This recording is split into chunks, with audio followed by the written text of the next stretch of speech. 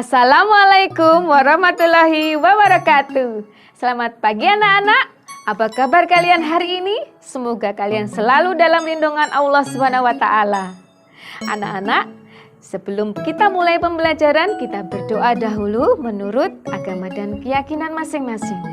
Berdoa, mulai. Berdoa selesai? Jangan lupa, kita harus selalu melaksanakan protokol kesehatan dimanapun kalian berada. Memakai masker, cuci tangan dengan sabun, dan laksanakan social distancing. Hari ini kita akan belajar materi kelas 4 tema 6 cita-citaku, subtema 2 hebatnya cita-citaku, pembelajaran yang keempat. Tujuan pembelajarannya adalah yang pertama, melalui kegiatan membaca teks dan melakukan pengamatan, siswa mampu mengidentifikasikan keragaman suku dan budaya dengan rinci. 2. Melalui kegiatan membuat puisi, siswa mampu memahami makna puisi dan terampil membuat puisi dengan baik. 3. Melalui kegiatan membaca teks dan berdiskusi, siswa mampu mengidentifikasi sumber daya alam yang ada di sekitar dengan benar. Sudah siap anak-anak? Kita mulai pembelajaran hari ini. Siapkan bukumu dan buku tugasmu. Ayah, jika sudah besar nanti, aku bercita-cita menjadi arsitek seperti teman ayah. Paman Fadli, apa sih hebatnya menjadi arsitek? Kamu mau tahu? Ayah akan menjelaskan padamu kehebatan seorang arsitek. Untuk mencari tahu bagaimana kehebatan seorang arsitek, Ayah Benny menunjukkan kepada Benny beberapa bangunan hasil karya arsitek. Kalian pasti sudah pernah ke sana. Yang pertama adalah Candi Borobudur. Candi Borobudur merupakan candi Buddha yang terbesar di Indonesia. Arsiteknya bernama Gunadarma.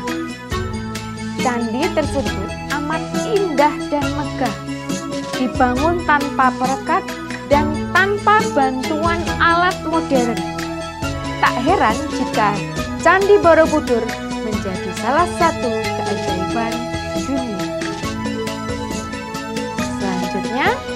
Waduk Jatiluhur. Seorang arsitek juga berperan dalam menjaga lingkungannya. Misalnya saat bekerja sama dengan insinyur teknik sipil dalam merancang Waduk Jatiluhur. Waduk Jatiluhur adalah kolam besar tempat menyimpan air untuk berbagai kebutuhan. Hasil karya kumpulan arsitek Indonesia ini menampung dan mengalirkan air ke sebuah pembangkit listrik tenaga air PLTA sehingga dapat menghasilkan listrik. Waduk juga bermanfaat sebagai penyedia air bersih dan irigasi yang diperlukan untuk mengairi sawah, dan juga waduk ini sebagai pengendali banjir. Kita lanjutkan.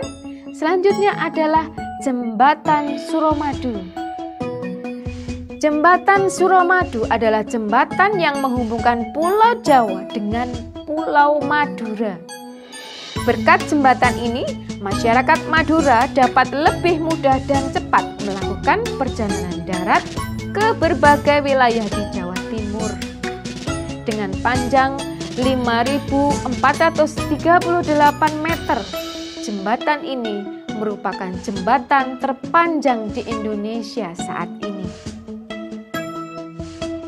Selanjutnya, perhatikan juga, seorang arsitek juga berperan dalam usaha mempersatukan umat beragama. Lihatlah Masjid Istiqlal Jakarta yang berdiri megah berdampingan dengan Gereja Katedral Jakarta, tempat umat Katolik beribadah. Masjid Istiqlal dibangun pada masa pemerintahan Presiden pertama Indonesia Soekarno pada tahun 1961. Pembangunan masjid ini memerlukan waktu 17 tahun hingga digunakan pertama kali pada tahun 1978. Perancangnya bernama Frederick Silaban. Hebat bukan? Semua yang bangunan-bangunan tadi dibangun oleh seorang arsitek. Berarti kalian sudah tahu apa itu seorang arsitek, bagaimana pekerjaannya. Kita lanjutkan.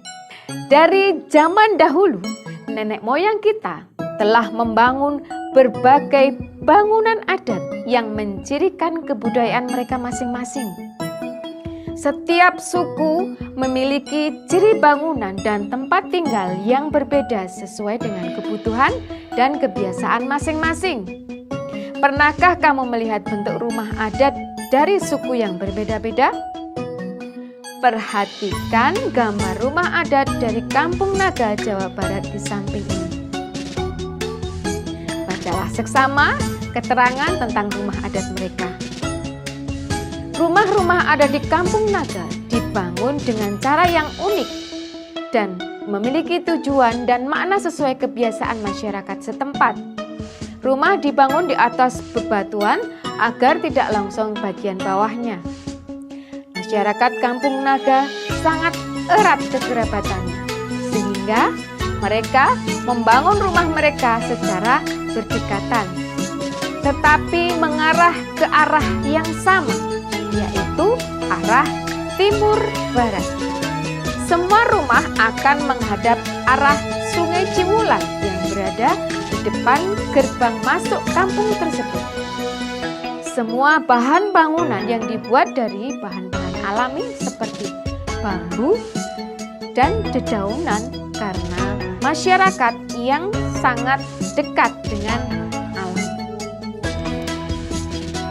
Setelah membaca tadi dan kalian mendapatkan informasi salah satu rumah adat di daerah Kampung Naga, laksanakan kegiatan berikut.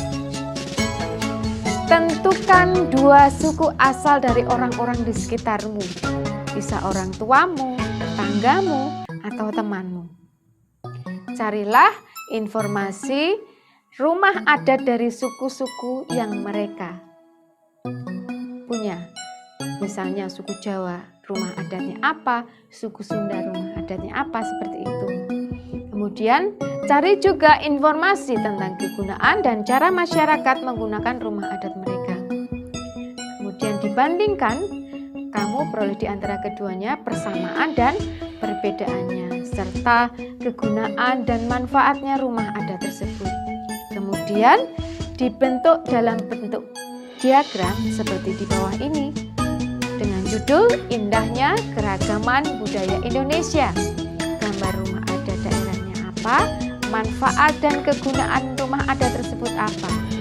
Kemudian di bawah sendiri persamaan dan perbedaan serta kegunaan dan manfaat bagi masyarakat adat apa juga disebutkan seperti diagram tersebut. Bisa ya, hasilnya difoto dan dikirimkan pada grup Classroom. Kita lanjutkan. Nenek moyang kita memang merupakan arsitek yang hebat. Mereka membangun rumah adat yang sesuai dengan keadaan alam dan nilai-nilai budaya yang mereka miliki. Mereka senantiasa ingin menyatu dengan alam sekitarnya. Mereka menganggap alam adalah sumber daya mereka, sehingga selalu mereka jaga dan pelihara sumber daya alam tersebut. Satu tugas lagi untuk kalian, yaitu membuat puisi dengan tema keragaman suku budaya di Indonesia. Banyaknya suku dan budaya di Indonesia akan sangat indah apabila diwujudkan dalam bentuk puisi. 3 bait saja yang ibu minta. 1 bait terdiri dari 4 baris dengan kata-kata kalian sendiri. Jangan mengambil, menyontoh puisi yang sudah ada di internet. Karena yang Ibu inginkan adalah karya kalian, bukan hanya mencontoh puisi yang sudah ada. Ibu akan tahu mana kata-kata yang dari kalian atau kata-kata yang hanya mencontek dari puisi yang sudah ada di internet. Bisa ya? Kita lanjutkan tentang manfaat sumber daya alam yang ada di sekitar kita. Masyarakat memanfaatkan sumber daya alam di sekitarnya untuk memenuhi kebutuhan hidupnya melalui berbagai cara. Sumber daya berupa tanah, air, dan tumbuhan dimanfaatkan dalam bentuk kegiatan pertanian dan perkebunan. Sedangkan sumber daya berupa hewan dimanfaatkan dalam bentuk kegiatan perikanan dan perkebunan.